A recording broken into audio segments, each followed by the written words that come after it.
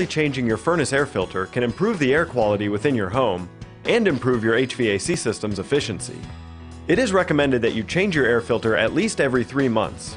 However, if you have pets, if you smoke, or if you have allergies, filters should be changed more frequently. Before you purchase your replacement air filter, you need to determine its location, the type, and the size replacement filter you will need. The most common location for air filters is between the furnace air handler and the return air vent. Some furnaces have filters inside the air handler, and the least common location is at return air vents. The size measurements should be on the existing filter.